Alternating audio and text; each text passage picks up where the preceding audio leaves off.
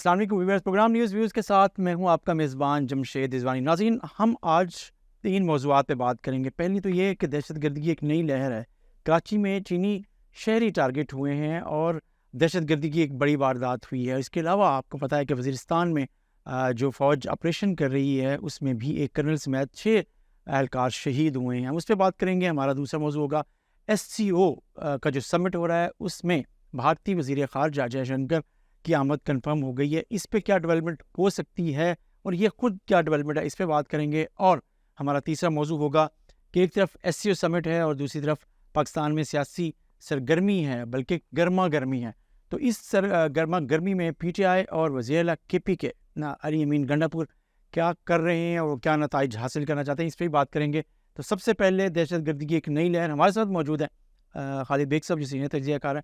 خالد صاحب، دہشت گردی ایک نئی لہر ہے۔ ابھی آپ کو پتہ ہے کہ کراچی میں ایک واقعہ ہوا ہے آج رات کو، اور آپ کو پتہ ہے کہ اس کے بعد 2 چینی شہریوں کی ہلاکت کی اطلاع ہے اور ایک شدید زخمی ہے۔ اس کے علاوہ بھی نقصان ہوا ہے، کافی ٹارگٹ ہوا ہے۔ اور اس کے علاوہ آپ کو پتہ ہے کہ وزیرستان میں، تو پہلے ہم کراچی کے واقعے کی بات کر لیتے ہیں کہ مقصد کیا ہے ان سارے انسیڈنٹس کا، چیزوں کا آپ دیکھ رہے ہیں جو ارجنسی ہے خاص طور پہ اس حوالے سے کہ جو دہشت گردی کی وارداتوں کے بعد جو پیدا ہو رہی ہے۔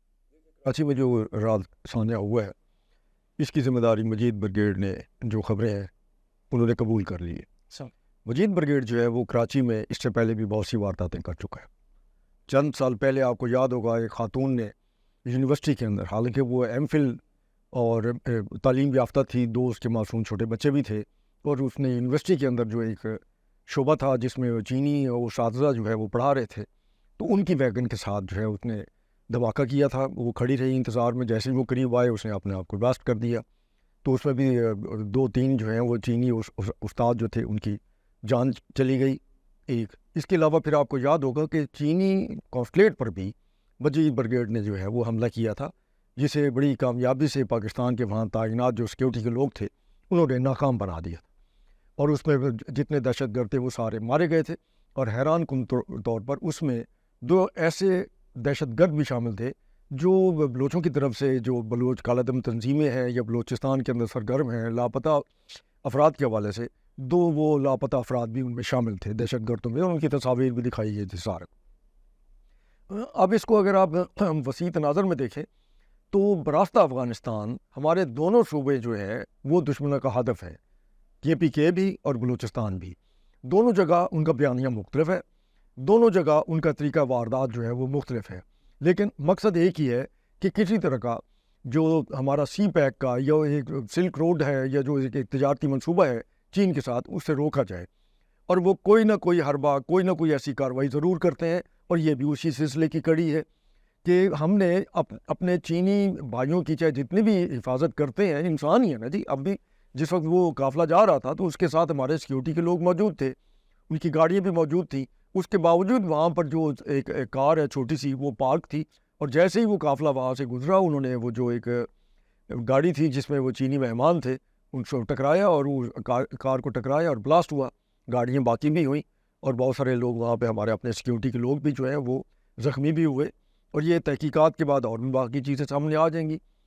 تو اس میں سوال یہ پیدا ہوتا ہے کہ آخر یہ دوبارہ یہ گاڑیاں اور یہ سارا کچھ بارود اور یہ کہاں سے آنا شروع ہو گیا؟ بارود اس طریقے سے آسانی سے نہیں ملتا کہ آپ اس کو کسی گاڑی میں نصب کریں اور چلیں۔ ایک جیکٹ کے اندر تو ایک مخصوص مقدار ہوتی ہے، لیکن گاڑی کے اندر بارود بھر کے اس طریقے سے ٹکرانا، اس کا مطلب ہے کہ وہ ایک انہوں نے اپنے ہدف کا تعین کر لیا تھا۔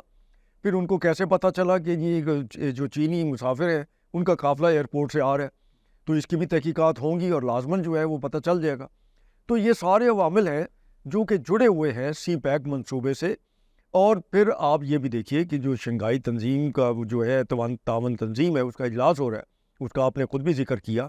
تو اس سے پہلے چینیوں کو ہدف بنانا، مقصد تو یہی ہو سکتا ہے کہ چینیوں کو خوفزدہ کیا جائے، پاکستان سے ناراض کیا جائے، یا ان کے ذہنوں میں تحفظات پیدا کیے جائیں۔ سر، اس طرح کی وارداتیں یا جو ایک لحاظ سے دہشت گردوں کی جو کامیاب کارروائی ہے، تو آپ سمجھتے ہیں کہ اس کا امپیکٹ آ سکتا ہے پاکستان اور چین کے تعلقات پہ جس طرح کی چیزیں چل رہی ہیں؟ خوبی واقف ہے کہ اس کے پیچھے کون ہے۔ کیا چین کو نہیں معلوم کہ انڈیا جو ہے ببانگ دول جو ہے وہ دعوے کرتا رہا ہے کہ ہم CPEC منصوبہ کامیاب نہیں ہونے دیں گے؟ کیا انڈیا کو معلوم نہیں ہے نریندر مودی نے جس طریقے سے بیانات دیے تھے کہ ہم ہر قیمت پر سی بیک منصوبے کو روکیں گے، تو اس کے بعد پھر کون سی بات ڈھکی چھپی رہ جاتی ہے کہ چین کو اس کا علم نہ ہو؟ پھر کیا چین کے اوپر جس وقت گوادر کی بندرگاہ جو ہے وہ زیر تعمیر تھی، کیا اس وقت حملے نہیں ہوتے تھے؟ آپ کے کہنے کا مقصد یہ ہے کہ آپ اس طرح کی جتنی مرضی پہلے بھی وارداتیں ہوئی ہیں، ادب بھی ہوئے ہیں، اس سے زیادہ سنگین وارداتیں بھی ہوئی ہیں، اس سے بڑا نقصان بھی ہوا ہے، لیکن اس کے باوجود چین نے پاکستان کے ساتھ اور حکومت کے ساتھ اور ریاست کے ساتھ جو اپنا تعلق ہے اس سے متاثر نہیں کیا۔ اس کی وجہ یہ ہے کہ یہ جو ایک سی پیک منصوبہ ہے جی، یہ پاکستان سے زیادہ چین کی 90% ضرورت ہے، یہ ان کے لیے سیکنڈ لائف لائن ہے، دوسری آکسیجن لائن ہے۔ مطلب ایسا ہے کہ اگر وہ ان کا جو چین کا اپنا سمندری راستہ ہے وہ اگر بلاک ہو جاتا ہے، کل کو جنگ ہوتی ہے جس کے امکانات کسی بھی وقت ممکن ہے ہو سکتے ہیں، تو اس کے بعد پھر چین کے پاس متبادل یہی راستہ رہ جاتا ہے، لہٰذا وہ چین جو ہے اس طرح کی کارروائیوں کو اور اس میں جو ملوث عناصر ہیں وہ بخوبی جانتا ہے، اور اس میں وہ چین کو یہ بھی معلوم ہے کہ پاکستان کے جو سیکیورٹی کے ادارے ہیں اپنی طرف سے بھرپور کوشش کرتے ہیں ان کے تحفظ کے لیے۔ ٹھیک، اچھا، یہ جو ہم وزیرستان کے ہم نے ذکر کیا کہ وہاں بھی آپ کو پتہ ہے کے پی کے میں بھی ہو رہا ہے، وارداتیں ہوئی ہیں اور دہشت گردی میں کرنل صاحب ایک شہید ہوئے ہیں اور اہلکار بھی شہید ہوئے ہیں، ایف سی کے اہلکار بھی ٹارگٹ ہوئے ہیں۔ اچھا، تو یہ جو واقعات ہیں اس کو آپ نے پہلے جوڑنے کی کوشش کی کہ آپ نے کہا کہ یہ چاہے بلوچستان اور سندھ میں اور انداز میں ہیں، کے پی کے میں اور انداز میں ہیں۔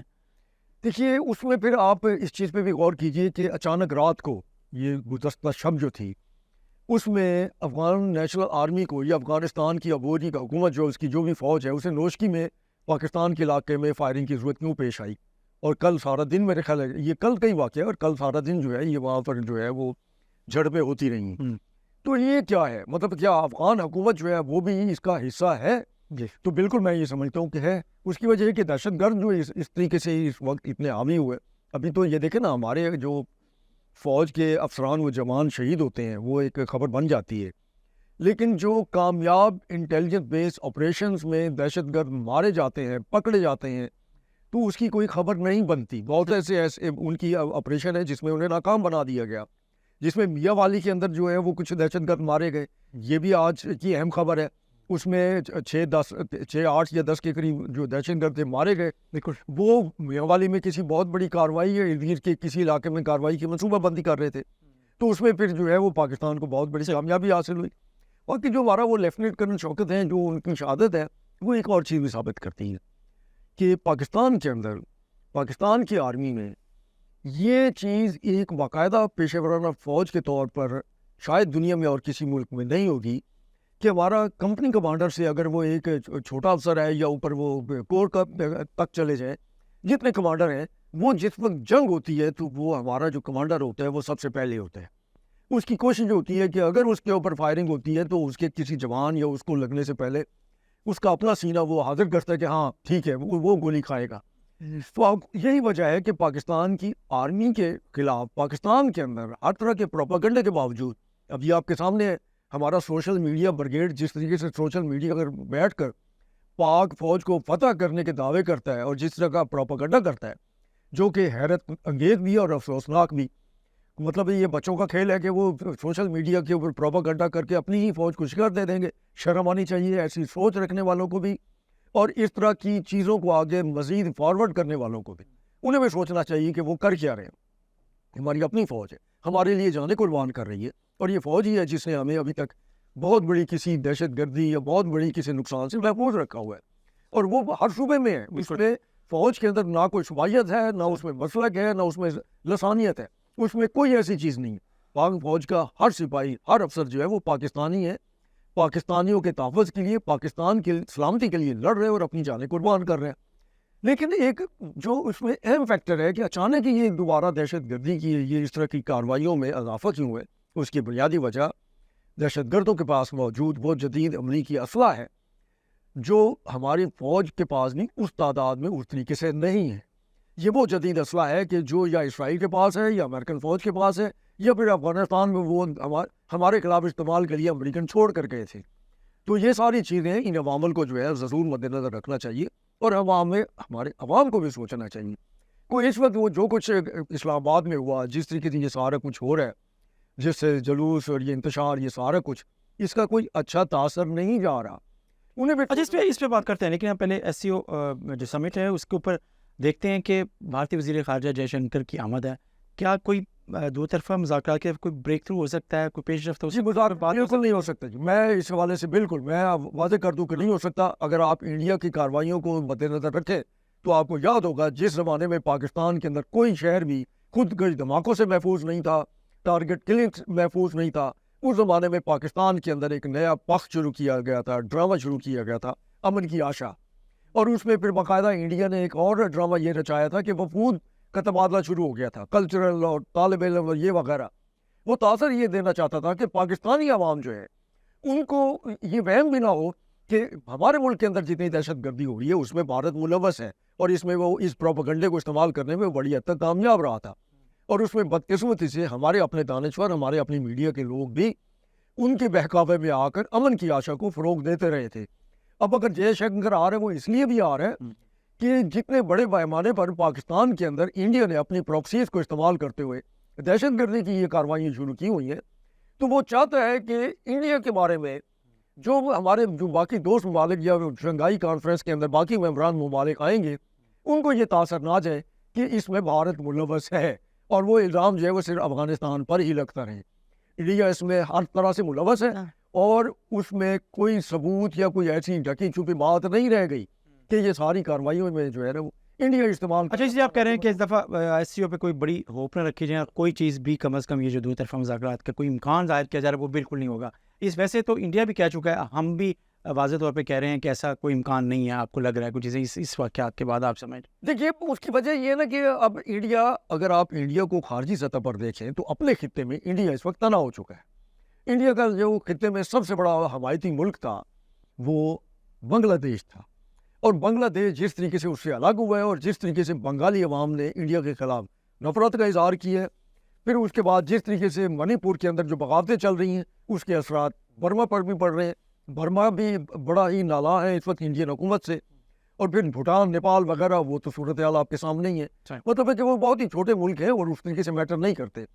تو وہ انڈیا اس لیے بھی آنا چاہ رہا ہے کہ تاکہ اس تاثر کو اپنی عوام کے اندر سے زائل کر سکے کہ انڈیا خطے میں اس وقت اپنی کارروائیوں کی وجہ سے، اپنی خارجہ پالیسی کی وجہ سے تنہا ہو چکا ہے. لہذا اس کی آمد سے ہمیں کسی طرح کی نہ تو امید لگانی چاہیے، ہاں آ رہا ہے، مہمان ہے، اور اس کو ایک اچھے میزبان کی طرح ہمیں ویلکم کرنا. مطلب اس کو ایج لینا چاہتا ہے کہ اسے یہ نہ سمجھا جائے کہ وہ SCO سے ہے وہ ایریلیونٹ ہو رہا ہے، اور ظاہر ہے کہ اس میں اس کو وہ اپنا رول رکھنا چاہتا ہے، اور اس لیے پہلی دفعہ یہ بریک تھرو ہے 10-12 سالوں میں کہ جی وہ انٹرسٹ شو کر رہے ہیں کہ جی وہ آ رہے ہیں پاکستان اور چیزوں میں.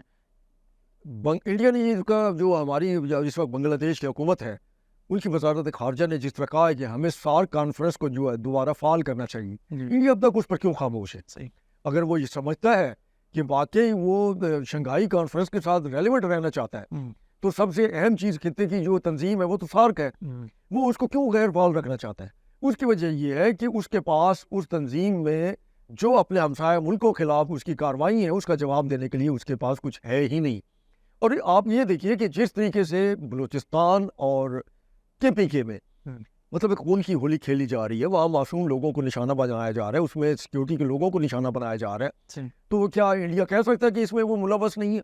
جبکہ UNO اور ان کی ساری رپورٹس موجود ہیں، اور وہ پہلے بھی کہہ چکے ہیں کہ انڈیا جو ہے وہ افغانستان کو پاکستان کے خلاف دوسرے بارڈر کے طور پر استعمال کر رہا ہے، اور یہ چیزیں کوئی ڈھکی چھپی نہیں ہے. تو یہ اس کی یہ آمد جو ہے ایک آئی واش ہے اور کچھ نہیں. اچھا آپ نے ایک KPK کی طرف اشارہ کیا ہے کہ KPK میں جو چیزیں ہیں، تو اگر SCO سمٹ ہے آپ کو پتہ ہے، لیکن پاکستان میں سیاسی سرگرمی ہے، گرما گرمی ہے، جیسے میں نے شروع میں بھی کہا، تو اس وقت PTI کا حکمت عملی ہے اور وزیر اعلیٰ علی امین گنڈاپور جو KPK کے وزیر اعلیٰ ہیں، اور ان کا جو آپ کو پتہ ہے جس طرح سے انہوں نے مارچ کیا، چیزیں کیں، اور 2 دن آپ کو پتہ ہے کہ اسلام آباد میں کیا ہوتا رہا یا KPK میں کیا ہوتا رہا، تو چیزیں میں تو آپ کیا سمجھتے ہیں کہ یہ چیزیں؟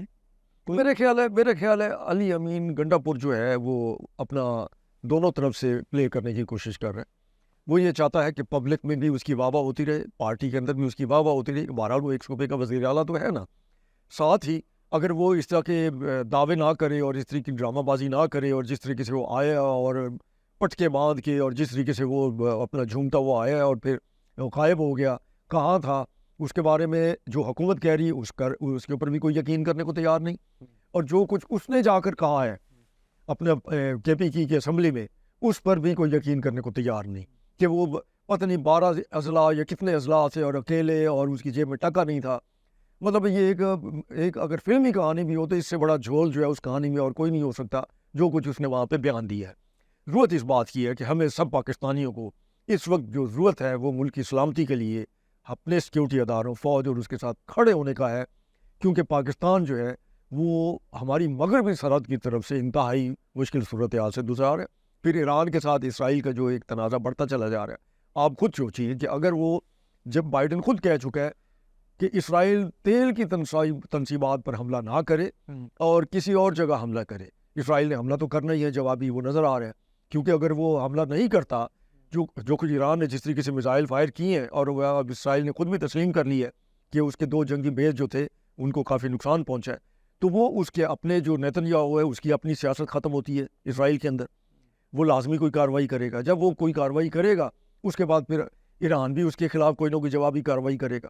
اگر ان کی زمینی جنگ نہ بھی ہو اور فضائی جنگ بھی ہو تو بھی اس کے ہمارے ایک بالکل بازو ملک میں، ہمارے برادر اسلامی ملک میں جس وقت یہ صورتحال پیدا ہوگی تو آپ کیسے سوچ سکتے ہیں کہ اس کے پاکستان پر اثرات نہ ہو. ہمیں اس چیز کو بھی مد نظر رکھنا چاہیے. اور ملک کیا ہماری سیاسی جماعتیں اس کو انڈرسٹینڈ کر رہی ہیں؟ نہیں، وہ سیاست کر رہے ہیں. مطلب ہے کہ ایسا لگتا ہے کہ جیسے انہوں نے ملک کی عسکری حوالے سے یا جنگی حوالے سے یا اسٹریٹجک حوالے سے ساری جو ذمہ داری ہیں وہ اپنی فوج پر ڈال دی کہ یہ ان کا کام ہے، وہ جانے. اور وہ جو اگر جو سرحدیں اور وہاں پر جو صورتحال خراب ہے یا دہشت گردی ہے، وہ صرف انہوں نے اس کو نبرد لازمہ ہونا ہے. حالانکہ ایسا نہیں ہے، اس میں عوام کا بھی ساتھ ہونا ضروری ہے. اس کے لیے پھر سب سے پہلے تو یہ جو 2 صوبوں میں حالیہ کارروائی ہوئی ہیں یا جو کچھ کراچی میں یہ حالیہ کارروائی ہوئی ہے، اس میں سوچنے کی بات یہ ہے کہ مجید بریگیڈ کے لوگ، اس کا مطلب ہے کہ کراچی میں پہلے سے موجود ہیں. اگر نہیں ہے تو وہ کس طریقے سے وہاں پہنچے، اور وہ گاڑی بارود سے بھری ہوئی وہ کیسے جو ہے وہ اپنے ہدف تک پہنچ کر اس نے اس کو نشانہ بنایا. اس میں اندر کی جو ہماری کمزوری ہیں ہمیں اس پر بھی نظر رکھنی ہے اور اس پر اوور کم کرنا ہے، اس کے اوپر ختم کرنا ہے، اس کو کنٹرول کرنا ہے کہ آئندہ اس طرح کی کوئی کوتاہی اور دہشت گرد جو ہے وہ بچ نہ نکلے. اور یہ بہت اہم ہے. پھر یہاں سب سے اہم چیز جو ہے وہ یہ ہو جاتی ہے کہ خدا را اپنے ملک کی سلامتی اور تحفظ اور اپنے امان کی فکر کریں. اس وقت ہمیں اس کی بہت بڑی ضرورت ہے. اور سیاست جو ہے تبھی ہوتی رہے گی جب ملک ہوگا انشاءاللہ. ملک پاکستان ہمارا ہمیشہ قائم رہے گا. ملک ہے تو پھر اقتدار بھی ہے، اپوزیشن بھی ہے. اپوزیشن بھی اسی طریقے سے کل کو اقتدار میں آ سکتی ہے جیسے آج کی حکومت ہے، پہلے اپوزیشن میں تھی. تو یہ ساری چیزیں ملک کی سلامتی سے جڑی ہوئی ہیں. لہٰذا ہمیں سیاسی انتشار کو، نفرتوں کو اس حد تک نہیں لے کے جانا چاہیے کہ عوام بھی اس کا شکار ہو کر ملک کی سلامتی کو درپیش جو خطرات ہیں اس سے لا تعلق ہو جائے. جی بہت شکریہ خالد بیگ صاحب. عام بات یہ ہے کہ پاکستان کی جو سیاسی گرما گرمی ہے وہ پاکستان میں آنے والا جو اہم ترین ایونٹ ہے SCO سمٹ، اس پر بھی اثر انداز ہو سکتا ہے. اور جو اس وقت دہشت گردی ایک نئی لہر ہے جو کراچی میں واقع ہوا ہے، جو KPK میں ہو رہا ہے، اور وہ اس پہ قابو پانا زیادہ اہم ہے. سیاسی ترجیحات اور سیاسی گول پورے ہو سکتے ہیں لیکن کچھ وقت دینا چاہیے سیاسی جماعتوں کو، اپوزیشن کو. اور جو اس وقت جو بڑے ایونٹ ہیں اور بڑے چیلنجز ہیں اس سے نبرد آزما ہونا زیادہ ضروری ہے. اس کے ساتھ ہی ناظرین اپنے میزبان جمشید رضوانی کو اجازت دیجیے. اللہ حافظ.